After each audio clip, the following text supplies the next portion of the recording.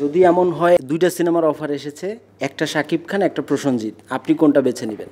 তুফান দেখেছি শাকিব খানের, দারুণ লেগেছে আমার কাছে, দুর্দান্ত। আমার অভিনয় জীবন শুরু সিসিমপুর দিয়ে। আমি পৃথিবীর প্রতিটি সিনেমাকেই বাণিজ্যিক সিনেমা বলি। আপনি জীবনবোধের ছবিগুলো বেশি করেন, কিন্তু এখন কিন্তু একটা দেখা যায় যে আমাদের ভারতীয় উপমহাদেশে বা বাংলাদেশেও লার্জার দ্যান লাইফ ফিল্ম হচ্ছে বেশি, যেটাকে আমরা আরও বাংলায় বলতে গেলে বাণিজ্যিক সিনেমা বলা হয়। আপনার কি কখনো এর ধরনের কাজ করতে একটু মন চায় কি না? এখানে তোমার সাথে আমার একটুখানি মত পার্থক্য আছে। যেমন আমি পৃথিবীর প্রতিটি সিনেমাকেই বাণিজ্যিক সিনেমা বলি, কারণ আমার পরিচালক এই জন্য ছবি বানাননি যে তার সিনেমাটা কেউ দেখবে না, বা তিনি যে অর্থ লগ্নি করে বানিয়েছেন সেই অর্থ লস হোক।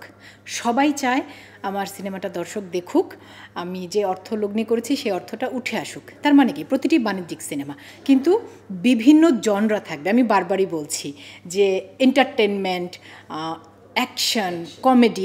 আমি নিজে যেমন কমেডি দেখতে ভীষণ পছন্দ করি, হ্যাঁ, বা কি বলবো, হরর ফিল্ম, বিভিন্ন জনরা। আর এগুলো হচ্ছে এখানে জীবনের গল্পটা বলা হচ্ছে। তুমি যেটা বলছিলে আমি বুঝেছি, লার্জার দেন লাইফ আমি ভীষণ উপভোগ করি হলে সিনেমা দেখতে, ওই সাউন্ড, ওই মিউজিক। আমি যেমন এই মুহূর্তে আমার মনে পড়ছে, আমি সেই জন্য বলছি যে সর্বশেষ হলে গিয়ে দেখেছি তুফান দেখেছি শাকিব খানের, দারুণ লেগেছে আমার কাছে, দুর্দান্ত। নিউ সানসিল্ক ব্ল্যাক শাইন, নজর কাড়া শাইনি চুলের নাম্বার 1 চয়েস। শাকিব খান এত ভালো অভিনয় করেছে, এবং সাথে সাথে অন্য আর যারা ছিল, নাবিলা, প্রত্যেকে। তো যে প্রশ্নটা তুমি করেছো যে আমি করতে চাই না, আমার কাছে এরকম খুব কোনো কাজের প্রস্তাব আসেনি বাবু। যদি আসে, আমি একজন অভিনয় কর্মী, আমি সব রকম কাজের মধ্যে নিজেকে দেখতে চাই। হ্যাঁ, সেটা ওই যে প্রতিটি জনরাই, সেটা হোক কমেডি হোক, মানে সব কাজের মধ্যে আমি নিজেকে দেখতে চাই। শুধু চরিত্র, গল্প আমার পছন্দ হতে হবে, আমার মনে হতে হবে যে আচ্ছা ঠিক আছে, এই কাজটা আমি বিশ্বাস করতে পারছি। সব রকম কাজে আমাকে দেখতে পাওয়া যাবে সেই অপেক্ষাতেই আমি আছি। অনেকেই মনে করে যে রুনা আপা হয়তো বা এই ধরনের কাজ করবে না। এটা তো মনে করে তারা, ভেবে নেয়ার, মানে কেউ ভেবে নিচ্ছে, সেটার দায়িত্ব কিন্তু বাবু আমার না। আসলে আপনার কাছে না, মানে আমার কাছে এরকম খুব বেশি কিছু, এটার ব্যাখ্যাটা, উত্তরটা আমি তোমাকে দিতে পারি, যেটা হচ্ছে যে আমার অভিনয় জীবন শুরু সিসিমপুর দিয়ে।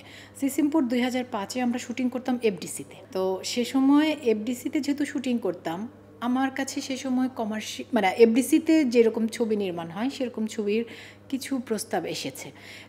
আমি আসলে তখন আত্মবিশ্বাসী ছিলাম না, ইমন, যে আমার মনে হয়েছে যে আমি পারবো কি পারবো, আমার নিজের উপর বিশ্বাস ছিল না। তো এখন এই সময়ে এসে আমার মনে হয় সেটা কোনো জনরারকে আমি আলাদা করে ভাগ করতে চাই না, সবই সিনেমা। এবং আমার কাছে গল্প চরিত্র পছন্দ হলে তিনি সেই পরিচালক জীবনে 50টি এফডিসির সিনেমা করেছেন, এটি আমাকে নিয়ে করতে চাচ্ছেন, সেটা আমার দেখবার বিষয় না। আমার গল্প চরিত্র পছন্দ হলে আমি কাজ করব। এবং আমার সহকর্মী, সহশিল্পী কারা, তারা বেশিরভাগ এফডিসি কেন্দ্রিক সিনেমা করেছেন, সেটা আমার দেখবার বিষয় না। শুধু আমার গল্প চরিত্র পছন্দ হলে যে কোনো পরিচালক, যে কোনো সহশিল্পী, বাংলা ভাষার যে কোনো সিনেমাতে আমি কাজ করতে চাই। যদি এমন হয় দুইটা সিনেমার অফার এসেছে, একটা শাকিব খান একটা প্রসেনজিৎ, আপনি কোনটা বেছে নেবেন? যেটাতে আমার চরিত্র বেশি পছন্দ হবে, একদম চোখ বন্ধ করে।